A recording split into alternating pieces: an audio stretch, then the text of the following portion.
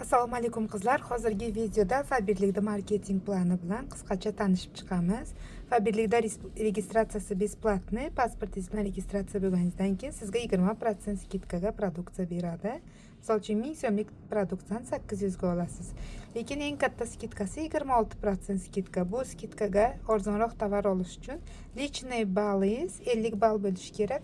Har bir produksiyani o'zini balli bo'lganday Faberlik kompaniyasida ham har bir produksiyasini balli bor. 50 ball tovar oborot qilgan konsultant keyingi zakazi bilan 26% skidkada arzon tovar oladi. Marketing planda demak kompaniya sizga nima uchun объемный skidka, ya'ni pul beradi. Kompaniyaga tovar oborot qilib berganingiz uchun 100 balldan boshlab turib объемный skidka olasiz. 100 ballingizga 3%, 200 ballingizga 6%, 600 ballga 9%, 1000 ball 12, 1,5 ball qilsangiz 15% tovar oborotdan beradi, 2000 ballga 19% va direktorskiy ball kompaniyada 3000 ball 23% tovar oborotni kompaniya sizga to'lab beradi. Demak, bunda qanday bo'ladi? Объемный skidka olish uchun o'zingizda ballingiz 50 balldan kam bo'lmasligi kerak. Endi bu yerda men kruglый summa qilib 50 ni ko'rsatdim. Hamma har xil ball qiladi. Demak, hamma 50 ball qilish kerak degan fikrga bormang. O'zini balliga qarab turib, tovariga qarab turib olaveradi balliga qarab. 50 ball bo'lsa, объемный skidka olaman degan odam, 26% skidka bilan tovar olaman degan odam обязательно 50 ball qilish kerak. Misol uchun siz o'zingiz 50 ball qildingiz, orqangizdan 3 ta konsultant chaqirdingiz, ular ham misol uchun 50 ball qildi. Yana takrorlab o'taman, 50 ball qilish shart degan narsa emas. Bittasi 20 ball, bittasi 10 ball.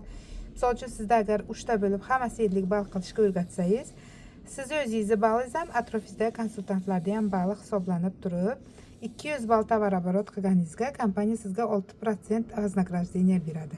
Demak, 200 ballni 74 ga ko'paytirib 6% ga ko'paytirsangiz 888 so'm tushadi.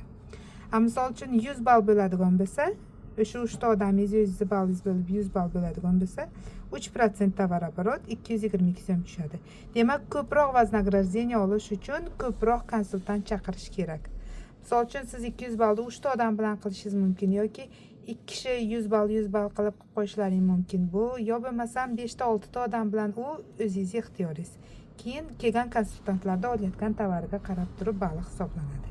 Endi agar orqangizdagi konsultantlar ham shunaqa вознаграждение olaman deb ular ham chaqirdi, o'shanda demak har biri 200 dan bo'lib 600, o'zingizniki bo'lib 650, har biri bular ham 6%lik уровеньga chiqib, har biri 888 so'mdan kompaniyadan вознаграждение olayotganda siz уже 9%lik уровеньga chiqasiz. Agar 600 ball bo'lganda 3996 so'm вознаграждение chiqadi общий komandaga. Sizga ham и konsultantlaringizga ham mana shu вознаграждениeni bo'lib beradi. Sababi siz o'zingiz 600 ball qilmadingizda, bularda bu yerda xizmati bor.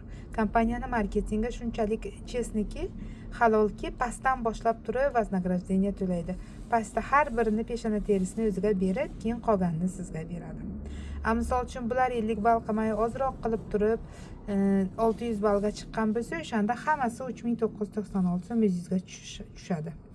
Lekin bular ham o'zining условиясini bajarganda bulardikini berib keyin sizga beradi. Keyingisi, agar kompaniyaga ko'proq konsultant chaqirib siz 1000 balllik tovar oborot qildilaringiz strukturangiz bilan, siz avtomatik 12%lik уровеньga chiqasiz. 1000 ni 74 ga ko'paytirib 1 ball 74 ga hisoblanadi. 12 ga ko'paytirganda 8880 so'm chiqadi. 1,5 ball bo'lganda 15%, 15%lik уровеньdagi konsultantga 16650 so'm вознаграждение, 2000 ball bo'lganingizda siz 19%lik tovar oborotdan sizga beriladi 28120 so'm va 3000 ball direktorskiy ball bo'lganda 23% tovar oborotdan 51060 so'm chiqadi. Endi 51060 so'm hammasi direktorga emas, pastdan boshlab hammani yana takrorlab o'taman, o'zini вознаграждениесini berib, oxirida sizga beriladigan summa. Chunki komanda bilan birgalikda chiqyapti. Hech qachon hech kim 3000 ball o'ziga ichini qila olmaydi. Endi direktorskiy zvoniyani siz подтверждение qilib 8 katalog direktor zvoniyasida tursangiz, mana bu вознаграждениеңizdan tashqari kompaniya sizga 80 ming beradi.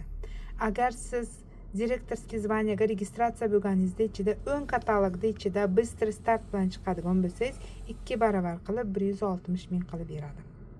Shuning uchun kompaniyadan ko'proq вознаграждение olish maqsadingiz bo'lsa, ko'proq konsultantlarni chaqirishingiz kerak. Ularda o'zlarini besplatno registratsiya qilib 20%, 26% skidkaga produksiya olishini o'rgatib qo'ysangiz, o'zlariga kerak bo'lganda produksiya olaveradi. Biznes qilaman deydiganlarga marketing planini tushuntirib o'tamiz. Shu marketing planni yaxshi bilgan holda hisoblab turib, konsultantlaringizni balini, strukturangizdagi odamlarni o'rgatib turib, вознагражденияларga ega bo'lasiz. Har 21 kunda bizda 2-nedelniy kataloglar bor. 2-nedelniy katalogda har bir qilgan ishingizga qarab turib, sizga вознаграждение to'lab beradi.